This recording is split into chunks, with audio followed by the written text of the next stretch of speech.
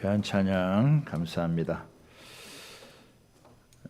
오늘은 먼저 영적 초점을 맞추어라 라는 제목으로 우리 하나님 말씀을 나누도록 하겠습니다. 우리 몇 분하고 인사하겠습니다. 잘 나오셨습니다. 한 번 더 인사합니다. 시작하기 전에 먼저 초점을 맞춥시다. 이렇게.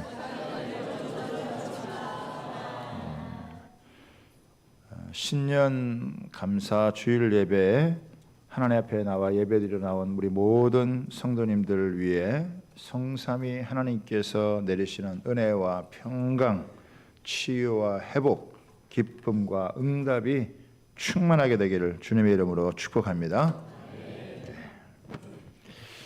2033년이면 예수님이 승천하신 지 2000년이 되는 해입니다. 올해로부터 시작해가지고 이제 향후 한 이제 10년이 남은 것입니다. 저는 이제 작년서부터 역사적으로 우리가 참 굉장히 중요한 그런 시점에 있다. 그래서 앞으로 이 10년을 어디에다가 초점을 맞추고 달려가야 될 것인가라고 하는 것을 고민하면서 기도하게 되어졌습니다. 앞으로 뭐 한 10년이면 이제 저도 그 이후에는 은퇴할 그런 이제 때가 되기 때문에 아마 저도 이 목회의 이 앞으로의 10년이 가장 큰 그 피크가 될 것 같아서 10년을 어떻게 주제를 잡고 나가야 될 것인가를 이렇게 기도하고 또 말씀을 보고 하면서 오늘 뒤에 나온 대로 복음, 교회, 증인, 그리고 부흥이라고 하는 주제를 잡았습니다. 이 복음, 교회, 증인은 이제 우리가 힘써야 될 부분이고, 또 부흥은 하나님의 절대 주권하에서 하나님께서 해주셔야 되는 그런 부분이다라고 하는 것입니다. 우리가 우리의 일을 성실하게 해나가면 하나님께서는 하나님의 역사를 하나님의 주권 가운데 가장 적당하게 허락하실 것이다. 이렇게 저는 믿습니다. 우리 주양교회 비전 선언문이 있죠. 비전 선언문은 주양교회는 은혜의 복음으로 이 복음은 복음인데 이 복음이 은혜의 복음이라는 거예요. 이 은혜의 복음으로 건강한 생명의 공동체를 이루어 복음은 반드시 공동체를 이룬다라고 하는 거예요. 개인적으로 예수를 믿지만 하나님은 교회라고 하는 공동체를 주셨어요. 그래서 이 공동체는 상호 의존하고 상호 책임지는 관계가 있을 때 공동체가 있는 것이다. 교회를 다녀도 공동체가 없을 수 있거든요. 그런데 이 은혜의 복음으로 건강한 생명의 공동체를 이루어서 우리 춘천의 성시와 그 다음에 피 흘림이 없는 복음적 평화통일, 또 이스라엘의 회복과 세계 선교를 향한 축복의 통로가 되어진다. 이것이 이제 우리 주양교회가 갖고 있는 이제 이 비전 선언문입니다. 그래서 이것을 이제 붙들고 앞으로 향후 이 네 단어에 좀 집중을 해서 복음, 그 다음에 교회, 그 다음에 증인, 그 다음에 부흥이라고 하는 이거를 붙들고 이게 한 1년만 하는 게 아니고 우리가 한 10년 정도 이렇게 해서 예수님 승천하는 2000년 맞는 그날까지 우리가 계속해서 이 주제를 가지고 달려가겠다라고 하는 것입니다. 그래서 오늘 사도행전 우리 1장의 본문의 말씀을 보면은 예수님께서 이제 승천하시기 전에 그 예수님의 제자들과 함께 나눈 그 이제 이야기를 우리에게 지금 함께 묵상을 하고 있습니다. 이 부분이 우리에게 아주 굉장히 의미심장하게 중요한 부분이다라고 하는 거예요. 예수님의 제자들은 예수님을 3년 반 동안 따라다녔어요. 예수님이 하시는 말씀도 잘 들었고 또 기적도 체험하고 또 하나님의 능력을 경험하는 아주 귀한 시간을 가졌지만 십자가 앞에서 다 도망갔다가 예수님이 부활하셔서 그들을 다시 모아서 제자의 공동체를 만드셨습니다. 그리고 예수님께서는 40일 동안 이 하나님 나라의 일을 가르쳐 주셨어요.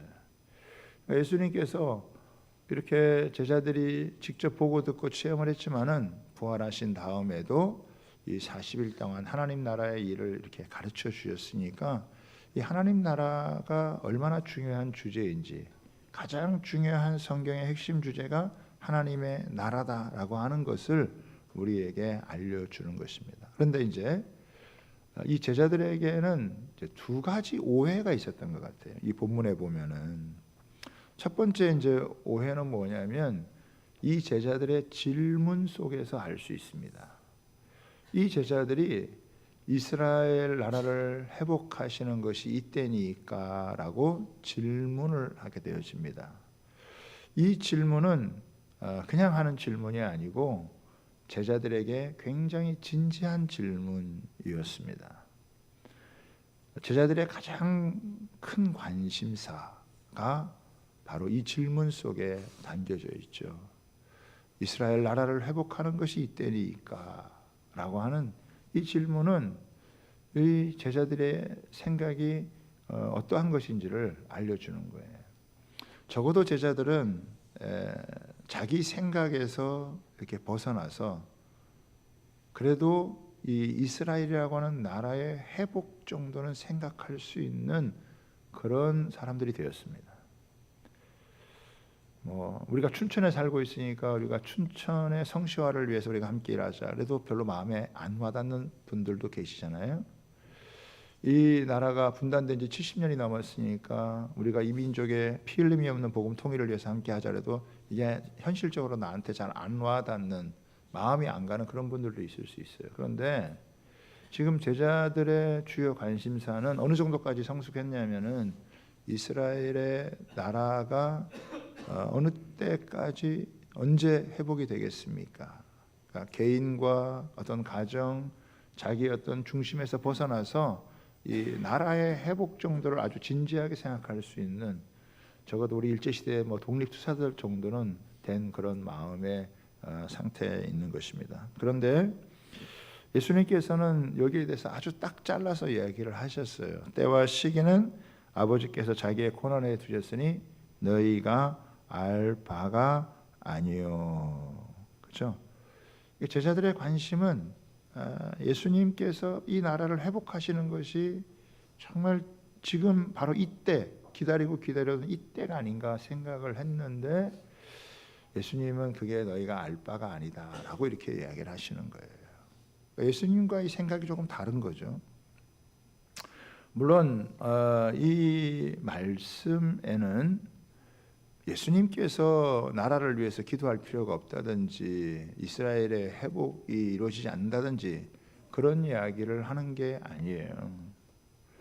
이스라엘이라고 하는 나라는 단순히 이스라엘 한 나라가 아니라 이스라엘이라고 하는 나라를 통해서 하나님께서 온 열방을 구원하시고자 하는 계획을 갖고 여러분 계시는 거잖아요. 그러나 그 시기와 때는 아버지 권한에 있으니까 너희는 거기에 마음 쓰지 말고 너희가 성령을 받아서 온 땅끝까지 이르러서 복음을 전하는 예수의 증인이 되라라고 이렇게 말씀을 하니까. 그러니까 지금 이 말씀 속에는 뭐가 있냐면 약간 동상이몽이 있는 거예요. 예수님의 꿈과 제자들의 꿈이 다른 거죠.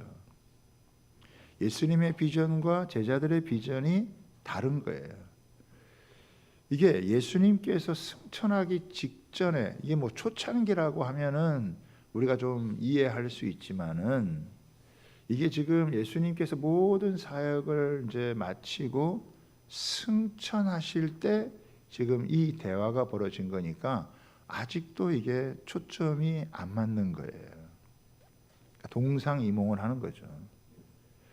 우리가 예수님과 평생 신앙생활을 했는데 이게 엇나갔다 생각을 해보세요. 이게 얼마나 이게 황당한 일이겠어요. 꿈이 달랐다, 비전이 달랐다, 삶을 살아가는 게 달랐다 이렇게 생각하면은 얼마나 이게 황당한 것이겠냐고요. 그렇죠? 여러분, 그러면은 우리가 예수님께 맞춰야 되겠어요? 아니면 예수님이 우리한테 맞춰야 되겠습니까? 그렇죠? 우리가 예수님께 맞춰야 되는 게 정상이겠죠? 우리가 원하는 대로 하나님이 해달라고 또 주님이 원하는 대로 해달라고 하는 것은 이거는 바른 신앙의 길이 아닌 거죠. 그러니까 우리가 하나님의 뜻에 이걸 맞추어서 변화되고 바뀌어져 가야 된다라고 하는 것입니다.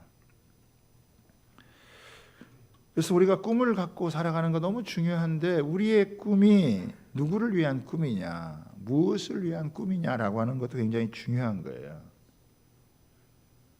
나를 향한 하나님의 꿈이 이루어지는 게 여러분 중요합니다. 내 꿈을 하나님이 이루어지는 게 중요한 게 아니고 하나님의 꿈이 여러분 나를 통해 이루어지는 게 중요한 것입니다. 만약에 하나님이 내 중심적으로 움직여야 된다고 생각한다면 그건 굉장히 위험한 거예요. 예수님은 이 자신과의 이 간극을 이렇게 직접 메꾸려고 하지 않고 이제 성령이 오시면 이것이 해결된다라고 이렇게 말씀을 하셨습니다. 자, 이제 여기에서 우리가 이제 살펴봐야 될 건 뭐냐면은 예수님이 그 원하시는 회복은 이스라엘 나라의 회복 정도가 아니다라고 하는 거예요. 그래서 성경 우리 사도행전 3장 20절에서 21절을 한번 보도록 하겠습니다. 사도행전 3장 20절 21절 같이 읽습니다. 시작. 또 주께서 너희를 위하여 예정하신 그리스도 곧 예수를 보내시리니 하나님이 영원 전부터 거룩한 선자들의 이름. 예수님의 이 비전, 예수님의 꿈은 무엇입니까? 만물이 다 회복이 되어지는 거예요. 근데 제자들은 예수님이 하나님 나라를 이야기하는데 제자들은 이스라엘 나라를 자꾸 생각한다는 거예요. 예수님은 이스라엘이라는 나라를 통해서 온 인류와 온 만물이 다 회복하기를 원하시는 거예요. 아직 회복이 안 됐죠. 그렇기 때문에 이것이 이스라엘에만 국한되어지는 것이 아니라 온 세계, 온 열방의 모든 민족과 모든 사람들에게 이것이 비추어져서 만물이 다 회복되기를 원하고 거기에는 피조물도 하나님의 아들들이 나타나서 회복되기를 원하는 그런 마음이 여러분 있는 거예요. 근데 제자들의 시선은 여전히 이스라엘이라고 하는 그 나라에 제한돼. 물론 이스라엘의 나라는 나중에 때가 되면 회복이 여러분 될 것이지만은 그러나 거기에 포커스가 돼가지고 넓게 바라보지 못하고 굉장히 좁은 시야를 가지고 바라본다라고 하는 거예요. 또 하나의 오해가 있는데 그게 뭐냐면 이제 11절입니다. 11절 한번 보겠습니다. 같이 한번 읽어볼까요? 시작. 이르시되 갈릴리 사람들아 어찌하여 서서 하늘을 쳐다보느냐 너희 가운데서 하늘로 올리신 이 예수는 하늘로 가심을 본 그대로 오시리라 하였느니라. 여러분 예수님께서 이제 승천하시는 여러분 이 내용이거든요. 여러분 예수님께서 하늘로 올리우시는 승천하는 모습을 봤으니까 이 제자들의 눈이 막 얼마나 둥그러졌겠어요. 이게 얼마나 신비스러운 일이에요. 이게 얼마나 놀라운 일이냐라고 하는 거예요. 자, 그런데 이 성경의 사복음서에는요 예수님이 승천하는 것을 그렇게 자세하게 그리고 아주 중요하긴 하지만 그것을 아주 초점을 맞추어서 거기에 이렇게 집중을 하지 않고 있어요. 물론 뭐 지금도 이스라엘에 가면은 승천교회라고 있어가지고 그 승천교회 밑바닥에는 예수님이 발을 딛고 탁 올라갔다 그래가지고 그 발자국 하나 가지고 그거를 진짜인지 가짜인지 하여간 돌멩이 하나 놓고 거기에 관광객들이 많이 와가지고 보고 있거든요. 그래서 올라갔나 봤더니 천정이 있어가지고 하늘이 안 보여요. 예수님이 그렇게 이 승천하시는 게 너무나 신비롭고 이게 귀한데 그 제자들한테 이거를 다시 한번 주지시켜 주는 거예요. 잘못하면 제자들은 하늘만 쳐다볼 수 있습니다. 너무 신비롭고 너무 놀라운 거니까 이렇게 세상에는 별로 관심이 없고 하늘만 쳐다보고 하늘을 바라보면 신비롭게 생각해요. 그래서 실제로 그 신앙생활을 하면서 SNF 같은 사람들은 광야로 가가지고 자기들끼리 공동체를 이루면서 세상과 담을 쌓고 여러분 하늘 쳐다보고 그렇게 살았다라고 하는 거예요. 그런데요, 예수님은 이 하늘을 너무 지나치게 너희가 주목하지 말고 이렇게 올리우신 예수님이 그대로 오신다라고 이렇게 말씀을 하셔요. 그 오시기 전까지 너희가 해야 될 일이 있다. 사명이 있다. 이거를 이제 일깨워 주시는 거죠. 그래서 너희가 해야 될 일이 뭐냐면 땅끝까지로 내 증인이 되어지는 것이다. 이 말씀하시는데 그럼 몇 군데 성경책을 한번 성경 구절을 보면요. 마태복음 16장 19절에 보면은 이렇게 나와 있습니다. 내가 천국 열쇠를 내게 주리니 내가 땅에서 무엇이든지 매면 하늘에서도 매일 것이요 내가 땅에서 무엇이든지 풀면 하늘에서도 풀리라. 여기서 보면 어떻게 해요? 지금 땅이 중요하죠. 마태복음 18장 19절에 이렇게 나옵니다. 진실로 다시 너에게 이르노니 너희 중에 두 사람이 땅에서 합심하여 무엇이든지 구하면 하늘에 계신 내 아버지께서 그들을 위하여 이루게 하시리라. 하늘로 올라가신 예수님이 중요하지만 지금 우리가 살아야 될 이 삶의 자리가 땅이고 이 땅이 얼마나 중요한 것인지 땅에서의 삶이 얼마나 중요한 것인지 지금 얘기를 하고 있다는 거예요.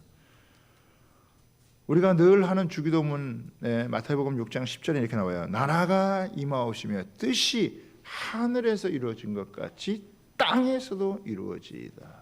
우리가 살고 있는 이 땅의 삶이 굉장히 중요하다는 걸 이야기하는 거예요.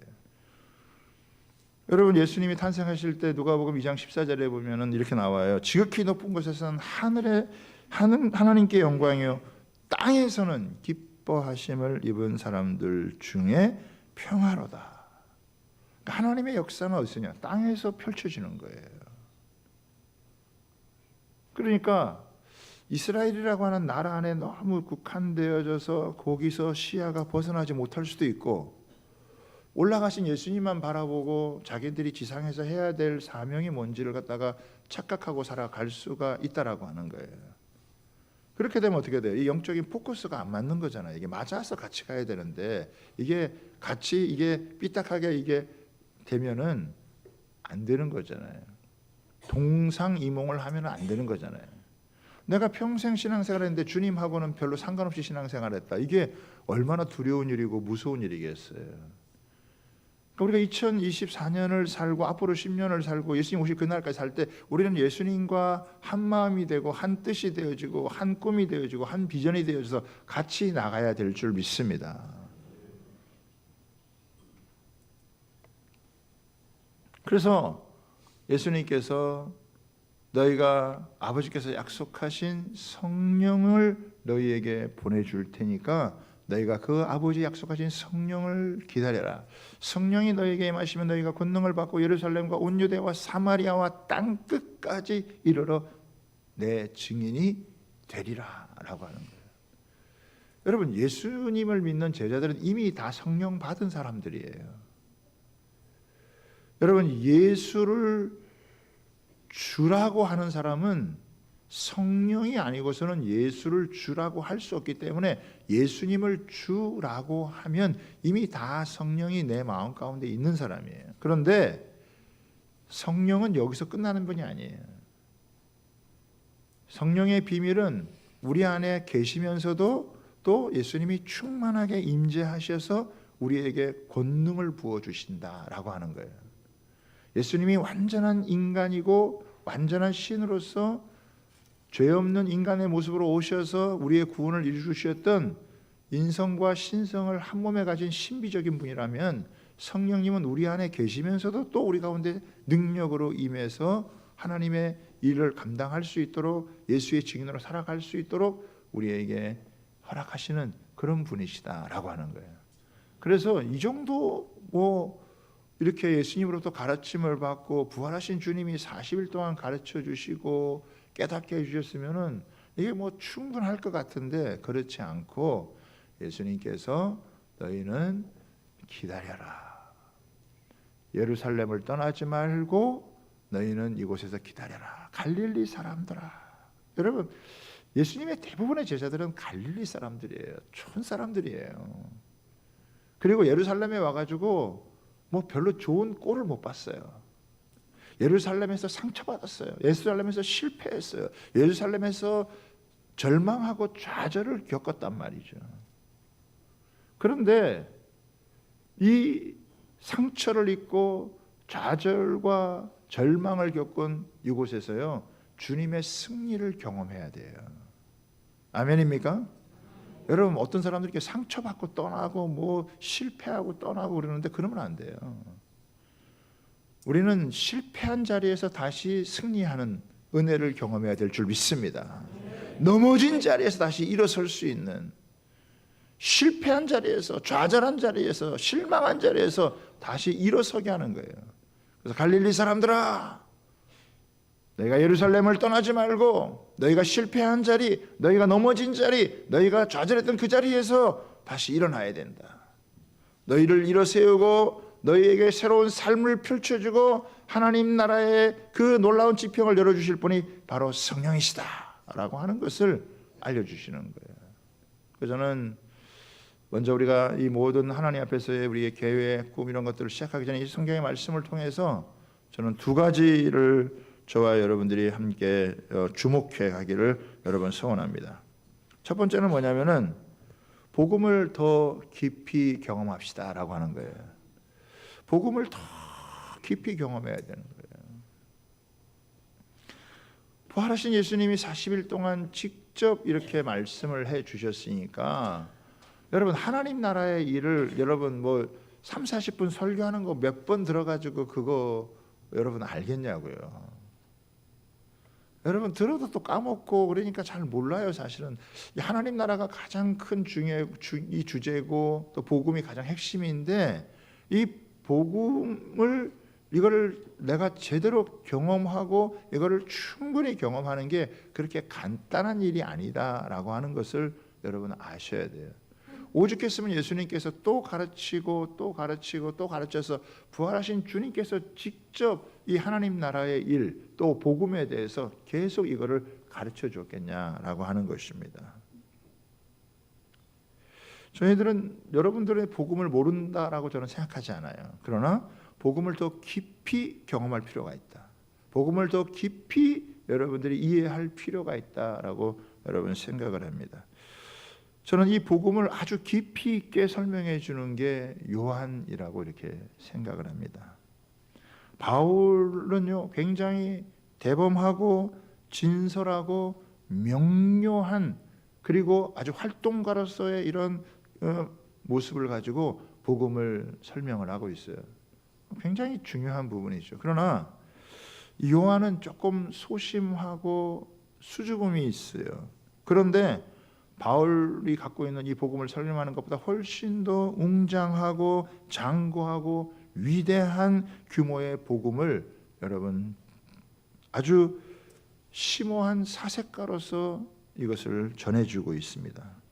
복음을 밝히기 위해서 자신의 온 지성을 다 활용을 하고 총동을 해서 성경을 관통하면서 인류 구원의 역사를 위한 하나님의 이 놀라운 계획을 통으로 설명해 주는 분이 바로 요한이에요. 그래서 제가 요한복음을 여러분하고 좀 더 나눴으면 좋겠다. 그래서 4개의 복음서가 있잖아요. 이 마태, 마가, 누가를 공간 복음이라고 같은 관점을 갖고 있는데 이 요한복음을 4복음서라고 얘기해요. 좀 관점이 다르다 이거예요.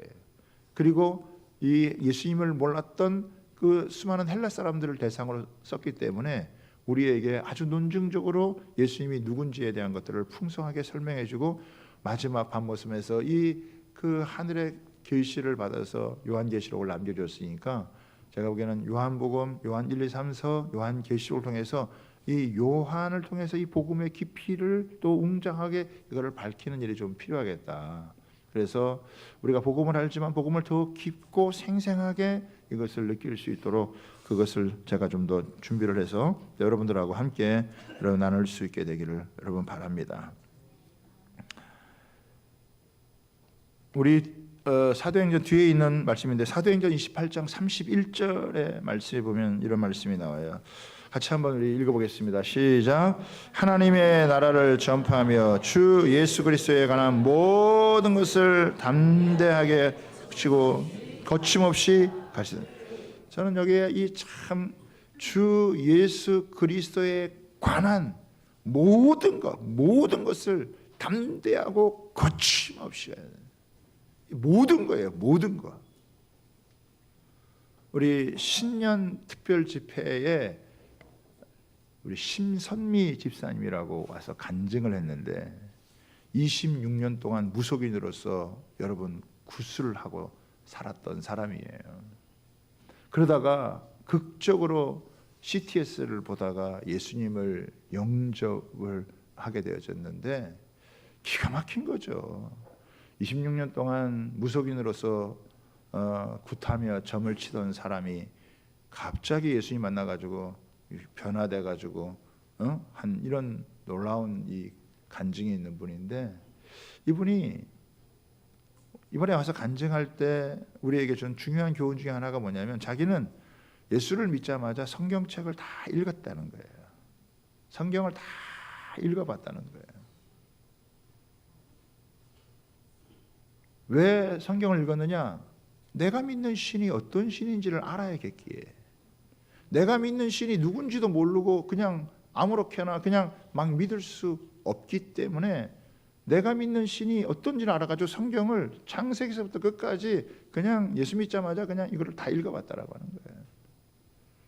그러면서 계속 하나님 말씀을 읽는 거예요. 왜? 이 성경 안에 예수님이 누군지에 대한 부분들이 자세하게 여러분 나오니까. 그러니까 자기는 이렇게 뭐 제사 지내고 이렇게 레위기 같은 거 다른 사람들 되게 어려워하는데 자기는 하나도 어렵지 않았다는 거예요. 왜? 무당들이 다 그 이 제사 지내는 거 나중에 보니까 다 성경에서 따온 거더라 이거예요. 왜 이렇게 제사를 지내야 되는지. 응?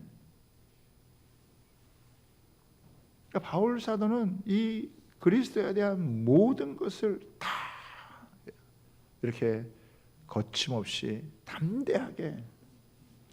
여러분 C.S. 루이스라는 분이 이런 얘기했어요. 만약 기독교가 가짜라면 전혀 중요하지 않다. 만약 기독교가 진짜라면 무한히 중요하다. 적당하게 중요한 것은 내게 있을 수 없다.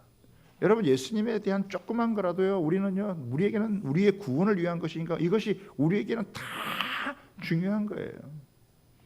이것을 제대로 알아야 그 말씀을 자세히 풀어주실 때 그것이 내 마음을 뜨겁게 하고 내 삶을 바꾸고 변화시키는 놀라운 역사가 있기 때문에 이 그리스도에 대한 부분들을 알아야 되는 거죠.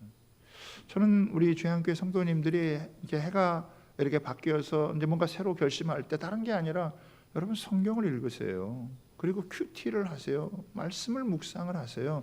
그게 가장 기본이에요. 내가 믿는 분이 어떤 분인지를 여러분 제대로 아는 것만큼 더 중요한 게 어디에 있겠어요. 나가서 뭐 일하는 게 우선이 아니에요.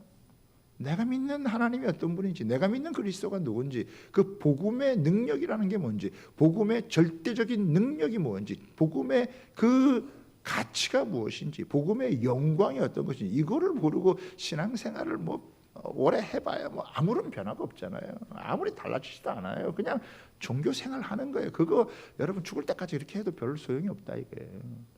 알아야 돼요. 제대로 알고 이 예수 믿는 게 이런 거구나. 복음이 이런 거구나. 하나님 나라가 이런 거구나. 이거를 여기에 딱 사로잡혀야 이게 우리의 인생이 바뀌고 변화되고 새로워지고 여러분 한다라고 하는 것이죠. 아마존의 베스트 1위였던 원싱이라고 하는 책이 있어요. 복잡한 세상을 이기는 단순한 힘, 한 가지 일에 집중하라라고 하는 그 주제를 갖고 쓴 책인데, 저자였던 캐리 컬러라고 하는 사람은 과거에 수차례 성공한 CEO인데 어느 순간 높은 벽에 가로막힌 채 멈춰 서 있는 듯한 상태를 발견하게 된 거예요. 몸과 마음을 바쳐서 헌신했는데 예전처럼 매끄럽게 돌아가지 않고 정체되어 있는 느낌을 받으면서 자신을 둘러싸고 있는 것들이 한꺼번에 무너져 내리는 절망감을 느꼈대요. 그래서 경영 컨설턴트를 찾아가 가지고 개인적 또 사업적으로 직면한 문제들을 상담했어요. 큰 변화를 일으키기 위해서는 뭔가 획기적인 대단한 조치를 취해야 될 것으로 생각을 했는데, 의외로 작은 여러분 변화가 엄청난 결과를 가져온다는 것을 알고 실행을 해서 자신의 한계와 장벽을 여러분 넘고 여러분 했다는 것을 이야기를 하고 있어요. 예수님을 알아가는 거, 성경을 읽는 거, 복음을 다시 새롭게 듣는 거, 복음이 내 안에서 체화되어지는 거, 여러분 이것보다 더 중요한 게 없다라고 하는 것을 여러분 아셔야 돼요. 자, 이제 두 번째인데, 결론에 해당하는 부분 두 번째는요, 성령님에게 더 사로잡혀 예수의 증인으로 삽시다. 뭐라고요? 다시 한번 시작. 성령님에게 더 사로잡혀 예수의 증인으로 살자라고 하는. 오늘 이렇게 나와요. 오직 성령이 너희에게 임하시면 너희가 권능을 받고 예루살렘과 온 유대와 사마리아 땅끝까지 이르러 내 증인이다. 여러분, 오직 성령이 너에게 임하시면 권능을 받고, 여러분 성령이 오시면 제일 먼저는 영적인 초점이 맞게 해주는 거예요. 예수님의 꿈이 내 꿈이 되고, 예수님의 비전이 내 비전이 되고, 예수님의 성품이 나의 인격이 되고, 예수님과 함께 내가 동행할 수 있는 그 영적인 초점이 맞아서 한 마음 한 뜻이 돼서 같이 가게 만들어주는 거예요. 우리도 그러잖아요. 같은 말, 같은 마음, 같은 뜻, 같은 열매가 되는 거. 한 가족 안에서도요, 같은 말, 같은 이 하나가 되어야 되지, 한 가족 안에서도 그게 안 되고, 한 교회 안에서도 그게 안 되면 여기 큰일 나는 거예요. 우리나라가 지금 그 어느 때보다 더 잘 사는 나라가 되어졌는데, 지금 문제가 뭐예요? 이 국민들이, 백성들이 한 마음이 안 되는, 이게 다 뿔뿔이 이게 나눠졌다는 거예요. 다 생각하는 게 다르다라는 거예요. 이게 엄청난 위기를 여러분 가져오는 거예요. 그런데 성령이 임하시면 우리에게 이렇게 예수님과 한 마음이 될 수 있는, 하나님과 한 마음이 될 수 있는 이걸 주신다. 그리고 권능을 주시는데, 이 권능에 두 가지가 있습니다. 첫 번째 권능은 뭐냐면은 외적인 권능이에요. 이 외적인 권능은 뭐냐면은 돌파의 능력이에요. 돌파할 수 있는 능력. 여기 보면은 예루살렘, 온 유대, 사마리아 땅끝이죠. 예루살렘에서 온 유대, 온 유대에서 이 사마리아 땅끝, 여기에는 다 장벽들이 있어요. 우리요, 서울하고 벌써 춘천 지방만 해도 강원도하고 벌써 장벽이 있어요. 보이지 않는 장벽이 여러분 있어요. 서울도 다 똑같지 않아요. 강남에 사는 사람들하고 강북에 사는 사람들하고 또 거기에 여러분 장벽이 있어요. 사람이 살아가는데 얼마나 많은 장벽이 있는지 여러분 예루살렘에서 온 유대로 가고 사마리아로 가면 거기는 사람들마다 다 장벽이 있어요. 만나는 사람들이 다 달라요. 문화가 달라요. 습관이 달라요. 여러분 언어가 달라요. 여러분 땅끝까지 계속 여러분 가보세요. 그럼 어떻게 돼요? 모든 게 다 다른 사람들을 만나고 다른 문화를 만나는 거예요. 그런데 예수님께서 뭐냐면 성령이 너에게 임하시면 너희가 권능을 받고 예루살렘, 온 유대, 사마리아 땅까지 내주. 이건 뭐냐면 돌파할 수 있는 능력이 생긴다는 거예요. 장벽을 만나고 한계를 만나고 거기에서 여러분 큰 어떤 담을 만나도 그것을 돌파한다는 거예요. 지금 우리 시대에 제일 필요한 게 뭐냐? 돌파하는 거예요. 극복해 나가는 거예요. 이겨 나가는 거예요. 여러분 돌파하지 않으면 그냥 거기서 머무르게 되어지는 거예요. 성령이 우리 가운데 임하지 않으면 그냥 주저앉아 머무는 거예요. 잘 왔더라도 여기서 머물면 끝나는 거예요. 그런데 성령이 임하시면 어떻게 해요? 돌파한다는 거예요. 할렐루야. 극복한다는 거예요. 난관을 돌파한다는 거예요. 한계를 뛰어넘는다라고 하는 거예요. 장벽을 뛰어넘는다라고 하는 거예요. 무수한 장벽이 있습니다. 언어의 장벽, 문화의 장벽, 먹는 거 다르고 생각하는 거 다르고 다 달라요. 그런데 땅끝을 바라보고 가는 사람은요, 계속 돌파에 돌파, 극복하고 또 이기고 극복하고, 여러분 끊임없이 돌파하면서 여러분 전진해 가는 거예요. 할렐루야. 다윗이 적군을 향하여서 여러분 달려가가 되고 담을 뛰어넘나이다 이렇게 하는 데거든요. 그 장벽 앞에 주저앉으면 안 돼요. 장벽 앞에 여러분 주저앉으면 한계 앞에 그냥 머물러 있으면 안 된다고요. 근데 성령은 땅끝을 바라보게 만들어서 어떻게 돌파해 나간다는 거예요. 영적인 그 지평을 확장시켜 나가는 거예요. 아멘. 그래서 나랑 다른 사람 만나고 다른 언어를 쓰고 다른 그 습관을 갖고 있고 이래도요, 이걸 어떻게 해요? 돌파해 나가는 거예요. 저는 이게 너무너무 중요해요. 성령이 우리에게 주시는 능력이 이 돌파력의 능력이라 이거예요. 그죠? 얘 뚫고 나아갈 수 있는, 극복하고 나아갈 수 있는 이런 능력을 우리 한국교회 하나님께서 수없이 막 이렇게 기도하고 하나님 의지할 때 하나님이 성령을 부어줄 때마다 우리 인간의 한계, 이 제도적인 한계, 이런 연약함을 뛰어넘어가지고 계속 돌파해 나가는 그런 역사를 하나님이. 여러분 장벽이 있다고 생각합니까? 나는 여기까지구나. 나는 이거밖에 안 돼. 자꾸 여러분 어떤 자기 스스로를 이렇게 가두죠. 이렇게 상황이 어쩔 수 없어. 형편이 어쩔 수 없어. 다 자꾸 합리화시키고 그리고 거기서 머물고 이 하는 게 뭐냐? 그게 여러분 하나님의 성령이 임하지 않으면 그냥 움츠러드는 거예요. 그런데 이 성령이 임하시면 땅끝을 바라보는 사람들에게는요, 이게 창의성이 생겨요. 어떻게 이것을 극복할 것인가? 어떻게 이것을 이겨나갈 것인가? 그리고 또 하나는 뭐냐면 수용성이 생기는 거예요. 사람들을 수용하는 거. 그렇죠? 예루살렘 사람, 예루살렘에서 사마리아 땅끝까지 계속 가면서 어떻게 그 사람들을 수용하는 거죠. 그 당시에는 뭐 이 땅끝을 스페인이라고도 생각하고 어떤 사람은 이디오피라고 생각하고 어떤 사람은 흑해 너머다라고 여러분 생각을 하고요. 아마 우리나라에서는 우리가 보기에는 우리의 땅끝은요, 저 북한이 될 수도 있어요. 그런데 이건 이제 지리적인 것이지만요, 어떤 사람들은 이 땅끝이 자기 가족일 수도 있어요. 어떤 분은 내 남편이 저에겐 땅끝인 것 같아요. 어떤 사람은 내 아내가 땅끝인 것 같아요. 우리 자식이 땅끝인 것 같아요. 우리 친척 중에 누가 땅끝인 것 같아요. 하나 되지 못하고 이렇게 갈라져 있고 뭔가 이렇게 틈이 생기고 벌어져 있어가지고 어려울 수 있는 그런 게 있는 거죠. 근데요, 성령이 임하시면 이게 돌파가 되는 거예요. 문화가 다르고 언어가 다르고 또 습관이 다르고 다 다르지만 그러나 어떻게 해요? 그 속에서 이렇게 섞이게 되어지고 하나가 되어지고. 저는 2023년도 그냥 셀은 좀 확 뒤집었으면 좋겠어요. 우리 막 성도들은 이제 몇 년간 같이 하니까 늘 그 익숙해가지고 바뀌는 걸 싫어해. 다른 사람들 만나는 걸 여러분 싫어. 땅끝으로 가야 되는데 여기가 좋사오니. 그래서 막 바꾸면은 막 전화해가지고 목사님 이거 거기 바꾸면 안 되는데 왜 그쪽으로 보내가지고 이쪽으로 보내가지고 아주 셀만 바꾸면 아주 그냥 골치가 아파요. 아주 그냥. 이번에는 아주 전화하는 사람 없기를 여러분 바랍니다. 그냥. 그래서 한번 그냥 싹 뒤집어가지고 좀 사심 없이 좀 다른 사람들 만나면 어때요? 나랑 좀 다른 사람 만나고 좀 나랑 좀 이렇게 안 맞는 사람들을 만나서 여러분 하나 되게 하는 게 그게 진짜 능력이에요. 아멘입니까?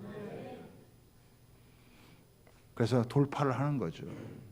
나랑 친한 사람들, 나랑 뭐 이렇게 내가 이렇게 안주할 수 있는 그것이면 어디를 보내줘도 무엇을 하더라도 누구를 만나도 그 속에서 예수님 때문에 여러분 하나님의 역사를 이룰 수 있는 하나님의 사람들 되는 거, 그게 돌파의 능력이에요. 그래서 너희는 땅끝까지 가라. 얼마나 놀라운 일이겠어요. 그러니까 옛날에 140년 전에 선교사들이 여기 조선까지 찾아온 거예요. 그 사람들 된장 맛 보면 아마 까무라쳤을 거겠죠. 고추를 고추장에 찍어가지고 먹었을 때 그냥 아마 뒤집어졌을 거예요. 그래도 그 사람들이 뭐 여기 친척이 있나요? 뭐 아는 사람이 있나요? 그래도 땅끝까지 와서 복음 전해서 우리가 이만큼 된 거예요. 우리도 이번에 우리 학생부, 청년부 또 어른들 해가지고 지금 인도네시아 가게 됐는데 그곳에 가서 다 다르죠. 가시면 성령이 땅끝까지 가서 예수의 증인되라 하니까 가는 거예요. 이것이 이제 돌파의 능력. 그래서 어떤 장벽, 한계를 만나면 거기에 움츠러들지 않아요. 거기서 다 극복하고 길을 열어가는 거. 그게 이제 돌파의 능력이라면 또 하나의 능력인데 그거는 뭐냐면 이건 내적인 능력이에요. 이 내적인 능력은 뭐냐면 참고 견디는 거예요. 여러분 바울 사도가 복음을 전할 때 수많은 어려움들을 겪었지만 거기서 어떻게 해요? 참고 견디면서 인내한 거예요. 여러분 예수님은 하늘의 영광을 버리고 이 땅에 내려오셔서 그 인간들, 죄 많은 인간들과 함께 뒹굴면서 예수님은 참고 견디고 포용하고 수용하는 이런 일을 하셨다라고 하는 거예요. 그러니까 성령이 임하면 여러분 막 장벽을 뚫고 돌파도 하지만 거기 가가지고 뭘 하느냐? 거기 가서 거기서 여러분 있는 그곳에서, 내가 있는 그곳에서 나와 다른 사람들과 함께 지내면서 참고 견디고 인내하고 수용하면서, 그러면서 어떻게 해요? 하나됨을 유지하는 거예요. 그래서 성령 충만하지 않으면 성질만 충만해진다. 그 더러운 성질 충만해가지고 그냥 뒤집어 놓지 말고 그 성질은 좀 죽이고 성령이 충만해서 하나 되게 하자. 할렐루야. 우리도 그런 은혜가 필요한 거죠. 여러분 잘 못 참겠으면 그냥 막 팍 올라오면 그냥 여러분 금식하세요. 성령이여 기름 부어 주셔서 더러운 성질은 죽어지고 못된 성질은 죽어지고 참고 견디게 허락해 주시고 인내하게 하시고 온유하게 하시고 이렇게 긍휼의 마음을 갖게 하셔가지고 회복하게 하세요. 그러면요 성령이 그런 사람들 계속 역사해가지고 참을 수 없는 건데 참아요. 견딜 수 없는 건데 견뎌요. 자족하는 마음을 하나님께서 주세요. 요셉은 13년 동안이랑 밑으로 내려가잖아요. 가나안에서 애굽으로, 애굽에서 이 보디발 장군의 집에서 감옥으로까지 내려가 13년 만에 하나님이 딱 세우시는 거예요. 그 13년 동안의 인내의 기간을 보내고 하나님이 드디어 애굽의 총리로 세우는 거예요. 하나님 우리를 세우기 전에 때로는 낮추세요. 근데 거기서 자족하는 걸 배우는 거예요. 풍부에 처하든지 빈곤에 처하든지 일체의 비결을 배운다. 그래서 하나님께서 아무것도 안 해주는 것처럼 보이고 가난하고 어렵게 할 때 참고 근데 성령이 임하면 참고 견뎌요. 성령이 임하지 않으시면 못 참고요. 그냥 확 뛰쳐나가게 되는 거예요. 자기 성질대로 살아요. 그래서 더 큰 사고를 쳐줘요. 근데 참고 견디게 하시면 거기서 하나님의 영광을 보게 하시는 줄 믿으시기를 바랍니다. 그래서 이 성령을 받아가지고 땅끝까지 이르러 이 하나님의 나라를 전파하면서 하나님의 역사를 이루고 예수님 맞을 준비하고 땅끝에서 죽게 될 열매를 가다가 주님 맞아서 우리의 인생이 참으로 복되게 하는 것인 줄 여러분 믿으시기를 바랍니다. 그렇죠. 낯선 사람들을 만나고 낯선 땅에서 이렇게 낯선 문화와 접하면서 하는 건 쉬운 건 아니에요. 그런데 성령께서 임하셔서 우리에게 그런 일을 할 때 정말 세상에서 얻을 수 없는 열매를 얻게 되어지고 세상에서 갖출 수 없는 이런 놀라운 것들을 하나님께서 얻게 하셔서 정말 이 땅에서 얻을 수 없는 귀한 보화들을 얻게 하시고 하나님의 나라의 영광을 누리게 하시는 줄 여러분 믿으시길 바랍니다. 땅끝까지 간다는 건요 복음이 보편성이 있어서 복음이 다 통한다는 거예요. 여러분 기술이라는 거잖아요. 여기서 한국에서 농사 기술이 좋은데 그것이 남아프리카까지 가면 어떻게 해요? 거기서는 기후도 다르고 땅도 다른데 통하겠어요? 안 통해요. 그러니까 갈 필요가 없는 거예요. 그런 사람 갈 필요가 없어요. 그런데 복음은 어떻게 해요? 여기서 승리했으면 어떻게 해요? 땅끝에서 통한다는 거예요. 이게 복음의 보편성이에요. 복음의 능력이라고 하는 것은 내가 있는 이 자리에서 내가 복음을 맛보면 이것이 어디까지? 땅끝까지 통한다는 거예요. 마지막 어디든지 통할 수 있다는 거예요. 인간을 구원하고 생명을 살리고 하는 이 하나님의 놀라운 역사가 이게 땅끝까지 다. 북한도 통하고 세계 어디 이슬람 안 통하는 데가 없다고 하는 거예요. 이 복음에만 사로잡히면은 이 성령에 의해서 이 부활의 예수 그리스도를 증거하는 이 일은요 안 통하는 데가 없다라고 하는 거예요. 저와 여러분들이 이런 복음의 능력을 확신할 수 있고 이것이 성령의 기름 부음 받아가지고 이 성령의 능력으로 돌파하면서 이 부활의 예수 그리스도를 증거하는 그래서 하나님의 나라가 확장되어지는 부흥의 역사를 여러분 맛볼 수 있는 그런 귀한 은혜가 있게 되기를 주님의 이름으로 부탁하고 축복합니다. 신약의 교회는 조용한 교회가 아니었어요. 여러분 조용하면 또 문제가 있어요. 가만히 있는 거 얌전한 건 문제가 있는 거예요. 신약의 교회는 들썩들썩했어요. 살아있기 때문에 꿈틀꿈틀해. 애기가 태어나면 막 하고 막 울고 애들이 막 난리치잖아요. 생명이 있기 때문에 우리 교회도 여러분 복음으로 말미암아 성령의 권능으로 말미암아서 살아 움직이고 꿈틀거리는 교회가 여러분 되기를 바랍니다.